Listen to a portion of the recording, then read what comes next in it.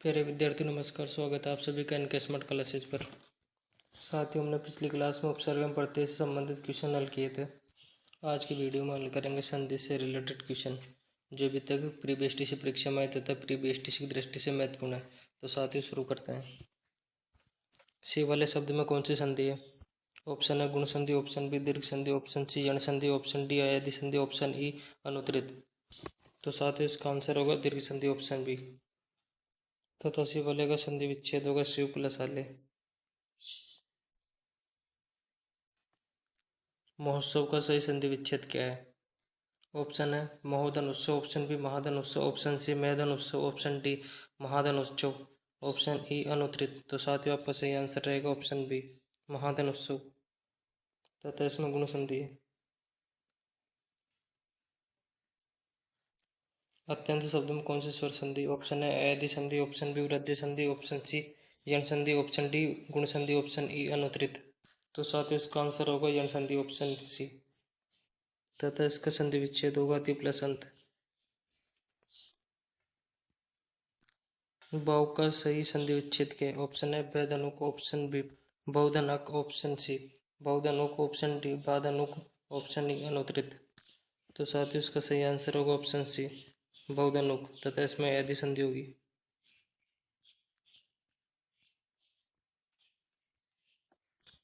सदैव में कौन सी संधि है?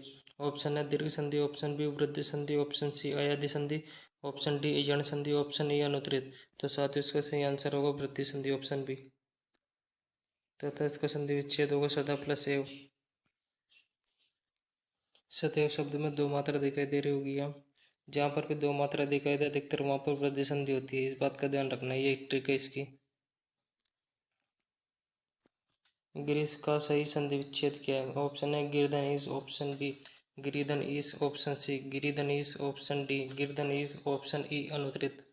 तो साथ इसका सही आंसर रहेगा ऑप्शन सी गिरिधनीस। इस बात का ध्यान रखना है। इसमें मान लो गिरी में रिक में जो छोटी की मात्रा रहता था इसमें ई बढ़ाएगा और इसमें दीर्घ संधि है। अन्वय शब्द में कौन सी स्वर संधि है? ऑप्शन है दीर्घ संधि, ऑप्शन बी गुण संधि, ऑप्शन सी वृद्धि संधि, ऑप्शन डी यण संधि, ऑप्शन ई अनुत्तरित। तो साथ ही इसका सही आंसर रहेगा यण संधि, ऑप्शन डी। और साथ ही इस बात का ध्यान रखना है ये अगर ऐसे पहले यदि आधा अक्षर दिखाई दे तो वहां पर अधिकतर यण संधि होती है। इस बात का ध्यान रखना है। किंचित शब्द का सही संधि विच्छेद क्या है? ऑप्शन है किदंचित, ऑप्शन बी किमदंचित, ऑप्शन सी किंदंचित, ऑप्शन डी किदंचित, ऑप्शन ई अनुत्तरित। तो साथ ही इसका सही आंसर होगा किमदंचित, ऑप्शन बी। तथा इसमें व्यंजन संधि है। एक एक शब्द में कौन सी स्वर संधि है? ऑप्शन है दीर्घ संधि, ऑप्शन बी गुण संधि, ऑप्शन सी वृद्धि संधि, ऑप्शन डी यण संधि, ऑप्शन ई अनुत्तरित। तो साथ ही इसमें दो मात्रा है तो इसमें होगी वृद्धि संधि। तथा इसका संधि विच्छेद होगा 1+1। उद्दत शब्द का सही संधि विच्छेद क्या है? ऑप्शन है उद प्लस दत्त, ऑप्शन बी उद प्लस दत्त, ऑप्शन सी उद प्लस हत, ऑप्शन डी उद प्लस हत, ऑप्शन ई अनुत्तरित। तो साथ ही इसका सही आंसर होगा ऑप्शन सी उद प्लस हत। तथा इसमें व्यंजन संधि है। सन्नारी सतनारी में कौन सी संधि है? ऑप्शन है स्वर संधि, ऑप्शन बी विसर्ग संधि, ऑप्शन सी व्यंजन संधि, ऑप्शन डी इनमें से कोई नहीं या फिर अनुत्तरित। साथ ही उसका सही आंसर होगा ऑप्शन सी व्यंजन संधि। अधिस्वर शब्द का सही संधि विच्छेद क्या है? ऑप्शन है अधि प्लस ईश्वर, ऑप्शन बी अधि प्लस ईश्वर, ऑप्शन सी अधि प्लस ईश्वर, ऑप्शन डी अधि प्लस ईश्वर, ऑप्शन ई अनुत्तरित। तो साथ ही इसका सही आंसर होगा ऑप्शन है अधि प्लस ईश्वर। तथा इसमें दीर्घ संधि है। और साथियों में इस बात का ध्यान रखना है अति में छोटी की मात्रा है तथा ईश्वर में ई बड़ा है और इसमें स है। इससे शंका आएगा। अव्यगत शब्द में कौन सी स्वर संधि है? ऑप्शन है दीर्घ संधि, ऑप्शन बी गुण संधि, ऑप्शन सी वृद्धि संधि, ऑप्शन डी यण संधि, ऑप्शन ई अनुत्तरित। तो साथ ही इसका सही आंसर होगा यण संधि, ऑप्शन डी। तथा इसका संधि विच्छेद होगा अभी प्लस आगत। अभी प्लस आगत इसमें भी जैसे पहले आधा अक्षर दिखाई दे रहा है तो यण संधि। सुक्ति शब्द का संधि विच्छेद क्या है? ऑप्शन है सु प्लस किति, ऑप्शन बी सुद अनुक्ति, ऑप्शन सी सुद किति, ऑप्शन डी सुद अनुक्ति, ऑप्शन ई अनुत्तरित। तो साथियों इसका सही आंसर रहेगा सुद अनुक्ति, ऑप्शन बी। सु में छोटी की मात्रा आएगी तथा इसमें दीर्घ संधि। रामायण शब्द का सही संधि विच्छेद क्या है? रामधन अयन, रामाधन यण, रामधन आयन, रामाधन अयन, ऑप्शन ई अनुत्तरित। तो साथियों आपका सही आंसर रहेगा रामधन आयन, ऑप्शन है तथा इसमें दीर्घ संधि है। स्वागत शब्द में कौन सी स्वर संधि है?